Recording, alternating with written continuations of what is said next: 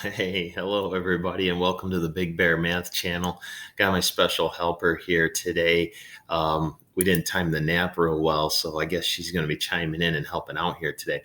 But today we are revving up for the AP Calculus exam, and I've got a great question for you that's going to help out whether you're enrolled in a Calc AB class or a Calc BC class. And it's a question that shows up every year on the free response section. And so we're betting big money that we'll probably see a real similar type of question again. And when you're thinking about, what to invest your time studying in, this is a great style question. I call it a simultaneous rate type of question, where you've got two functions. They each model a rate and it's a rate that's usually rates that are working against each other. And so we've got this simple illustration, because usually the way that I like to introduce this is we've got water pouring into a tank. And so we've got water coming into some tank. It doesn't have to be shaped like a cone at all, a generic tank. And the same time that water's coming in, we've sprung a leak on the other end, so to speak, and now we've got water leaving simultaneous to that water entering. And they're going to ask you, how much water's come in during a certain time period, or how much water is left during that period, or maybe is the amount of water in the tank increasing or decreasing at a specific time, or when is there the most water? When is there a relative or absolute max? Some all great calculus topics, and I think that's why the College Board likes this question so much, is they can quiz us and assess us on so many different elements within our curriculum. All right, Kim just got down. She's playing here just below my seat, so you may hear her chime in as we get through going here. Yeah, so if you want to open up your own tab here, this question I have on the left side of my screen is from the 2018 BC exam. But like we said, it's just as likely to show up on the AB exam. So getting into part A, we want to find how many people entered that line for the escalator. The good news is we don't have to consider how many people were in the line initially, when we don't have to consider how many people exited the line. We only have to focus on how many people entered that line. And we're going to use something called the Net Change Theorem. It says if you integrate a rate of change function, the answer is always going to be the net change in that function over a certain course or amount of time. So what we're going to do here for part A is we're going to integrate that function from 0 to 300. So we're setting up a really nice definite integral. And here's always a good key is before you even put your pencil to paper here to start A, is take any functions that were already given to you in the opening paragraph and store them or type them into your calculator, into your Y1, maybe your Y2, and so forth. And so in this case, we're going to integrate the R of t function, the rate at which people are entering that line, from 0 to 300. We're entering that into our calculator. Using a TI-84, we're going to go from the home screen, we're hitting the math button, and we're going option 8. Or no, I should say that's derive, I think. So option 9 is going to give you that definite integral. And the calculator tells me I'm going to get 270. And that's the number of people that have entered the line between t equals 0 and t equals 300. Part B says during the time interval from 0 to 300, there are always people in line for the escalator. So how many people are in line at t equals 300? And the beautiful thing about this question is they are setting us up thought process wise before we even get to D. So that's a really, really nice thing. They're actually doing us a favor. China. So here's what we want to consider. We got to think of this from 3 different angles. First of all, how many people are actually in line at t equals 0? Was the line empty? In this case, there was already 20 people in there. Those are your preferred frequent flyers or something along those lines. Secondly, you want to consider how many people got into line, how many people entered the line, and the total number of people entering that line is going to be the integral that you already evaluated in part A. And third, you want to consider how many people exited that line. The total number of people that exited that line is going to be the integral from 0 to 300 of 0.7. That's 0.7 people per second exited that line, and that's integrating with respect to t as well. So evaluating these basically all on my calculator, I'm going to come up with 80 people that are actually in line at the instantaneous moment when t equals 300 seconds. So at that split second in time, there's actually 80 people in line waiting to get on that escalator. Okay, moving on to part C. Check out that first statement and see for t greater than 300. So we're saying, okay, we already know at t equals 300, there's 80 people in line. And they say, okay, going forward, we know that r of t is going to be equal to 0 here from this point forward. So there's no new people getting in the line, only people exiting that line. And the question says, what is the first time that there are no people in line for the escalator? We want 0 people in line. We want it completely empty. So here's my approach on this problem. So the way I like to think of it is I'm going to calculate the number of people that were in line at 300. And actually, that we already did that. That was part B. I'm going to take that number and I'm going to subtract the number of people that have exited that line between t equals 300 and t equals question mark and I want that difference to be 0. Basically, I want to exit all 80 people out of that line. So I'm going to say, okay, we've got 80 people were in line. The number exited between 300 and question mark would be the integral from 300 to x of 0.7 dt. Set that equal to 0. In a sense, we're just solving an equation here. So we're going to basically add our integral to the other side. You could think of it that way. So the integral from 300 to x of 0.7 dt has to equal 80. And again, even though it's calculator active, I've actually got to do a good chunk of this one by hand.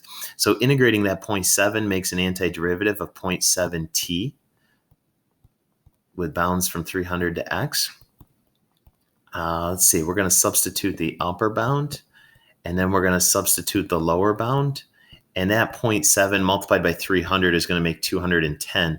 So the first thing I'm going to do is add the 210 to the other side to make 290. I'm going to divide both sides by 0.7. And what I'm going to get here, and again, I'm going to take care of the calculator for you, is x equals 414.286 seconds. We want to make sure we're always reporting 3 decimals on our final answer.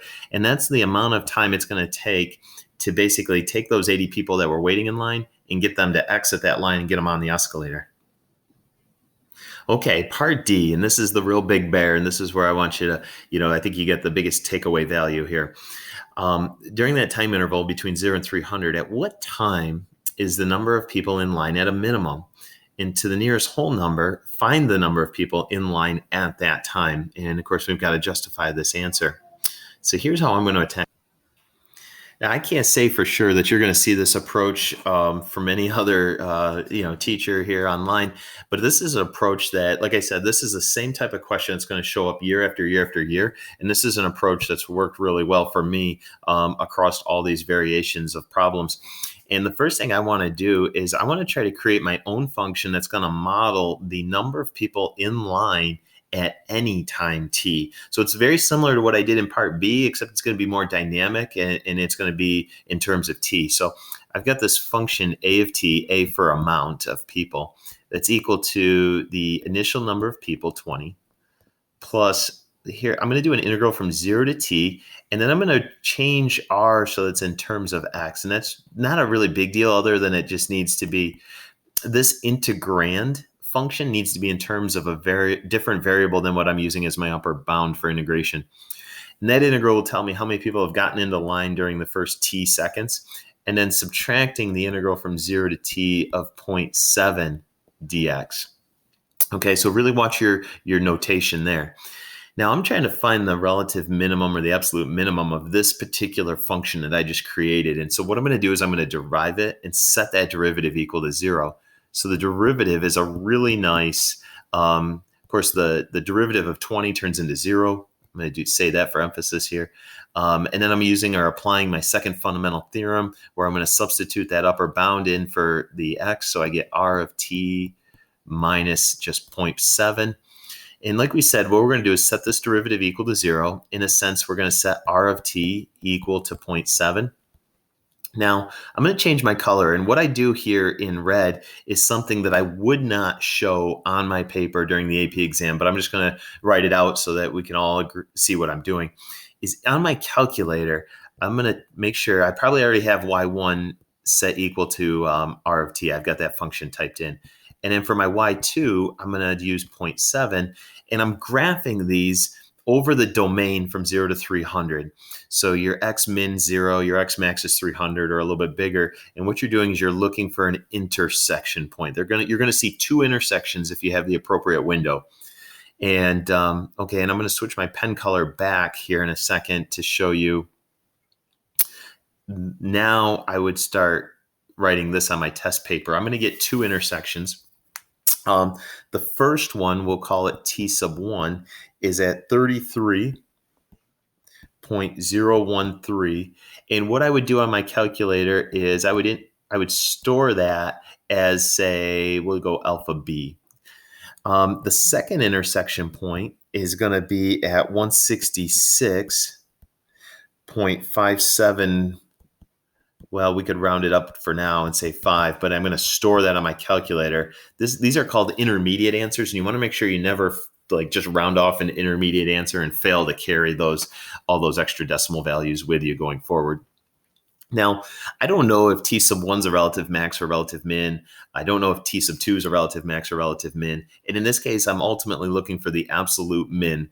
When is the amount of people in line at its lowest point ever? And so I'm going to set up a table of values. And in that table of values, all right, let's see what we got cooking here. What I'm going to do is I've got T here, and then this is going to be the amount of people in the line represented by the function a of t. Okay, and I'm going to use 0 and 300 because those are my endpoints. And the nice thing is at t equals 0, I already know that there's 20 people in line. And at t equals 300, I already know that there's 80 people in line from what we did in part B. What I don't know is how many people are in line at that first critical point that we stored in B, and how many people are in line at C. And basically, I'm just going to use my calculator. I'm going to do 20 plus the integral from 0 to B of r, that's supposed to be a 0, r of t minus 0.7 dt. Plug it into my calculator. I'm going to get 3.803. So that's about roughly only 4 people are in line at 33 seconds. And then I'll do the same thing for the C value, integral from 0 to C. And you'll notice I kind of took the two integrals and combined them into one integral, which is a legal move because the two integrals have the same bounds. And this time I got about 158. Whoops, 158. Get that decimal is going to be on the other side of the 8 there. 070. And so right here, this is when the minimum occurs, and this is the minimum value. And so we're just going to kind of polish that all up and put it into a really nice sentence that I would write at the end of the problem and say let's see if we can write this out. At t equals 3.013 seconds, there is a minimum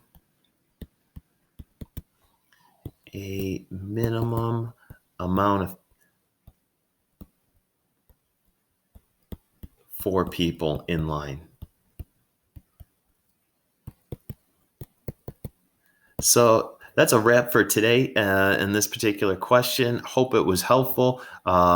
Be sure to subscribe and add some comments below, and just help us make this channel even better and more useful for you.